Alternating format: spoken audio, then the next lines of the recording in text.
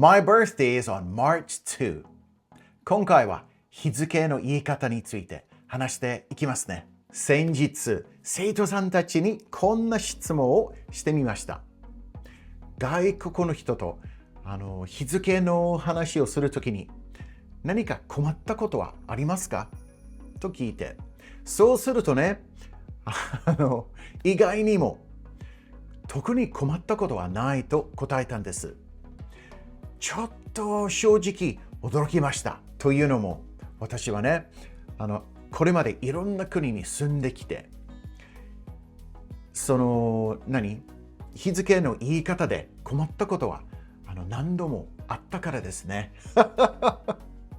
なんでみんな問題なく今まで生きてきたんだろうと思いまして、不思議だなと思って、国によって表現が違うので、しっかり確認しないと大変なことになります。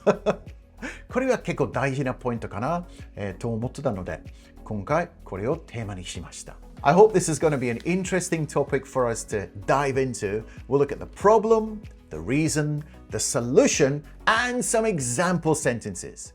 You ready? First, let's look at the problem. My birthday is on March 2.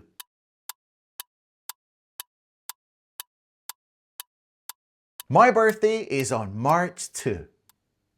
When there are just numbers written down on a page or perhaps in an online message, things can get confusing, even for native English speakers. As I said at the beginning of the video, the place a person comes from or the organization they belong to can greatly affect the way they talk about dates. If you have a job that involves a lot of scheduling or talk about dates, then I'm sure you've come up against or heard about this kind of thing. It's potentially dangerous and could end up in disaster. Good evening, sir. Hello, good evening. Do you have a reservation? Yes, I booked a table for 2 at 7. It's our wedding anniversary. Congratulations. May I have your name, please? Drummond. I actually booked it last year. I sent a personal email to the manager. That's great. We're fully booked this evening. Is there a problem? I'm sorry, Mr. Drummond. We don't appear to have your reservation. Here's the email I sent. Look, it says February 3rd, 3-2. February 3rd? But the date says March 2nd. That's next month. 3-2 is today. But I read that as March 2nd. Yes, I have your reservation here, but it's for March 2nd. Oh, jeez. What a mix-up. Honey, I'm really sorry. Now, this may seem like a ridiculous situation that would never happen. But it does. Believe you me. In the next section, I'm going to dive deeper and talk about the reasons why and how it happens. Let's sort this thing out once and for all. So how does this kind of mix-up happen? Well, I have to say straight off the bat, if you're using an automated digital system with calendars and drop-down menus, this kind of thing doesn't happen quite so much. But if you write the date in an email, a handwritten note, an itinerary, or on a schedule board, problems are more likely to arise. Different parts of the world write down the date in a different way. Basically, the order of the day, month, and the year can change. So, how do people write it down? Let's take a look. So the US style is like this: month, day, year.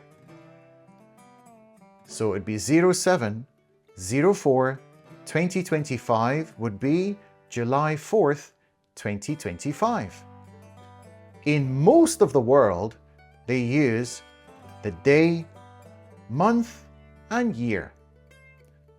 So 07/04/2025 would be 7th of April, 2025.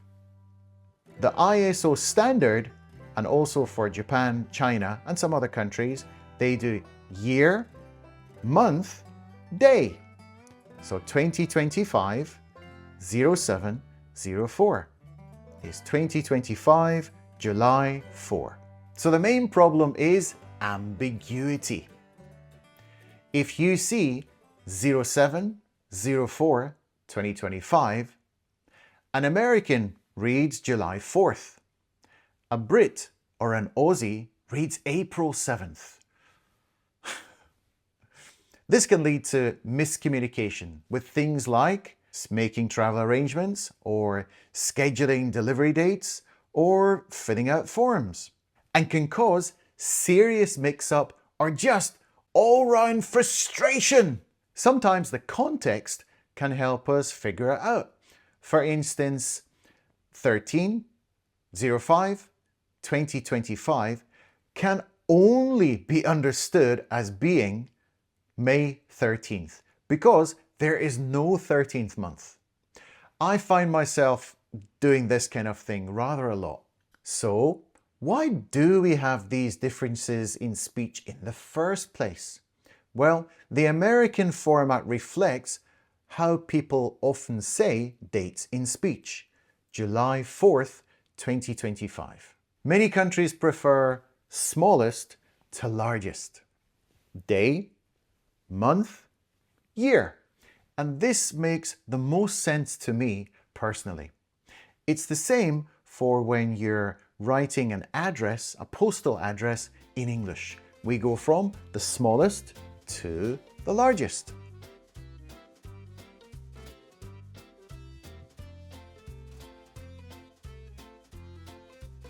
In Japan and China and some other countries, they use the ISO system, which is actually the most logical. Year, month, day. From the largest to the smallest. It's used in computer operating systems all over the world, and it even has a special name. ISO 8601. But what the heck is ISO? It stands for International Organization for Standardization. It's an independent, non-governmental body based in Geneva, Switzerland. ISO's job is to create international standards that make life easier.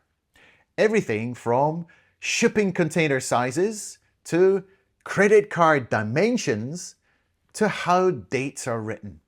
They're like the global referee for standards, making sure that we all have a common way to do things. The ISO is widely used in things like computers, databases, and international business, but not always in everyday conversation, which is where the problems can occur.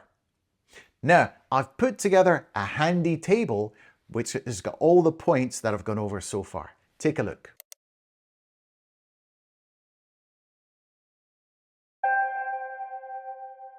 So we've worked out that different parts of the world put dates in a different order. If we could all agree, it would make things so much easier. But in conversation, it's more about culture and history. So how do you say the dates in English, like in a conversation? If you were saying the full dates, there are a few differences, especially between British and American English. As a Brit, when I'm saying the full date, I naturally say it like this. Monday, the 22nd of September, 2025. Or sometimes like this, Monday, September 22nd, 2025. But when I'm listening to people from the US, I often feel they simplify it and leave out a lot of words which I feel are rather important and, dare I say, eloquent. For example, Monday, September 22, 2025. Or even worse, 22 September 2025. Ha! I like adding the or and or st. The 4th, the 2nd, the 24th. So it's not that they don't know what it means, because they use it in their street names. But when it comes to dates, it's just the way American English is spoken by a lot of people. Another small point is the use of on when I talk about dates. So I always want to put on before I say it. His birthday is on September 22nd. But the trend in recent years has been to leave out the on. His birthday is September 22nd. It's very sad. I love little on. Let's not leave him out there in the cold.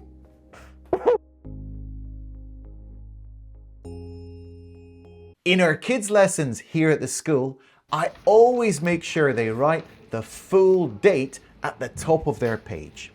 This is not only for practice, but to show them the traditional way of how things are done. Am I being old-fashioned? I don't think so. It's just the way I've always done it, and I kind of like the way it sounds and looks. My parents are renewing their vows on June the 12th next year in a quaint chapel by the sea. So when you renew your vows, it means to have a ceremony with your current partner to refresh your promises to one another for the rest of your life. So it's often done with older couples, kind of like a small wedding. The word quaint means charmingly old-fashioned, unusual, or perhaps even picturesque. When are you off on your hauls? We leave on the 27th and come back on the 4th. We really need some time away. So I really like to say the 27th and the 4th. It just seems much clearer and more complete that way.